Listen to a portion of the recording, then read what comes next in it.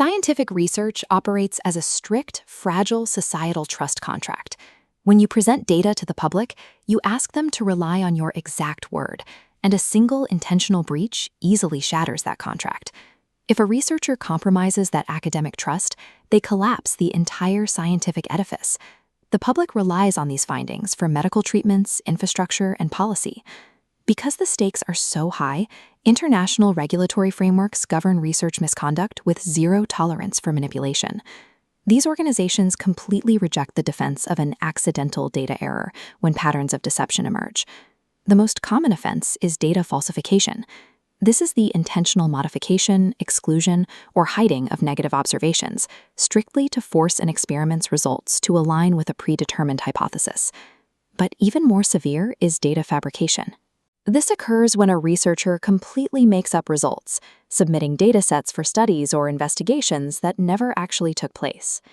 This flowchart tracks the standard life cycle of a fraudulent paper.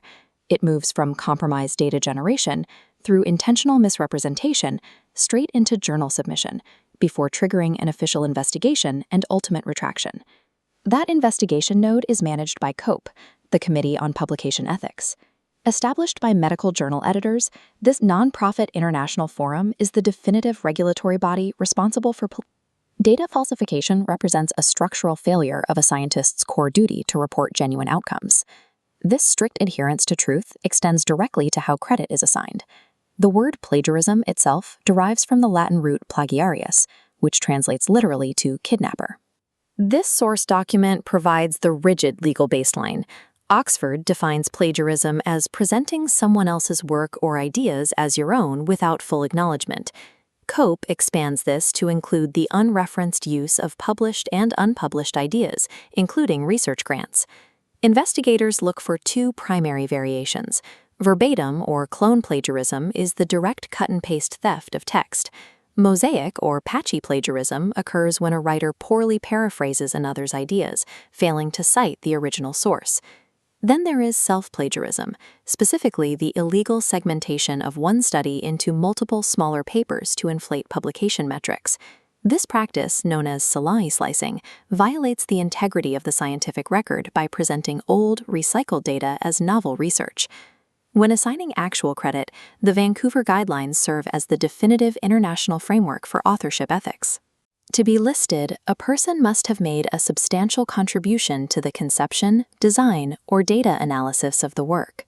The guidelines strictly prohibit two contrasting violations. Ghost authorship is the unethical erasure of a valid contributor who did the heavy lifting. Guest authorship is the fraudulent inclusion of a non-contributor, often a department head, used simply to increase the chances of the paper's acceptance. Looking closely at this published physics paper from the Large Hadron Collider project, we see how expansive valid authorship can legally be. Because every individual genuinely contributed, the paper properly credits exactly 5,154 authors across 24 pages. Credit is the primary currency of academia. Stealing it through plagiarism or fabricating it through fake authorship bankrupts the entire system of public trust. Once a researcher ensures their data is ethically generated and properly credited, they face a new challenge: legally protecting those findings. Intellectual property rights, or IPR, provide this protection. These legal instruments serve as the economic engine for creator credit, allowing researchers to safely commercialize their innovations without fear of theft. The first tool in the IPR triad is the patent. Patents protect the tangible product itself, or the specific functional, methodological process used to create it. Warning tone. But patents contain a strict legal trap. Any public disclosure of your invention, even presenting it at an academic conference, before filing your official patent application, instantly destroys its novelty and invalidates the patent. The second tool is copyright. Copyright strictly protects the tangible expression of ideas, like a written manuscript, a photograph, or software code. It does not protect the abstract idea or underlying concept itself. In India, copyright protection is immediate upon creation and remarkably durable, lasting for the entire lifetime of the creator, plus an additional 60 years. The third tool is the trademark. Trademarks act as the legal shield for brand identity. They protect the symbols, words, and phrases that establish consumer trust in a commercial product in the open market. This vintage Coca-Cola sign illustrates the value of a registered trademark. By legally locking down visual identity, the trademark itself holds immense financial worth. Understanding this IPR triad, patents, copyrights, and trademarks, is mandatory for taking a valid scientific innovation out of the lab and making it commercially viable. Disseminating that work brings up a modern paradox. Researchers must navigate the tension between protecting intellectual property and providing accessible knowledge to the public. We must draw a strict boundary. Open access is a business model where readers access papers for free because the author pays. Open source refers to software legally licensed to be freely modified. The open access movement, however, hides a catastrophic career threat: predatory journals. Publishing in one of these outlets can result in a permanent loss of credibility and the retraction of academic degrees. Librarian Jeffrey Beall established the defining criteria for predatory publishers. They are organizations entirely lacking in transparency that actively aim to dupe researchers. Their economic model is simple and exploitative. They hijack the author pays mechanism of legitimate open access, prioritizing financial profit over scientific standards. To maintain the illusion of legitimacy, these publishers employ highly deceptive tactics. They create counterfeit editorial boards by stealing the names of real academics, and they run fake, rubber-stamp peer review processes. This split-screen flowchart compares the two systems. Legitimate peer review is a rigorous, multi-stage loop demanding expert scrutiny and revision. The predatory pipeline is a straight, transactional line. You pay the fee, they publish the text, regardless of scientific merit. Publishing in a predatory journal injects unverified, potentially dangerous claims into public repositories, actively polluting the global scientific record. Publishing also requires absolute adherence to procedural ethics. You cannot legally publish or patent data that you had no legal right to collect in the first place.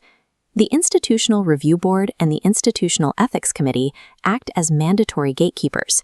Their sole purpose is to ensure that all research involving living subjects bound by legal consequences is ethically sound before it begins. This compliance document lists the clearance boards required.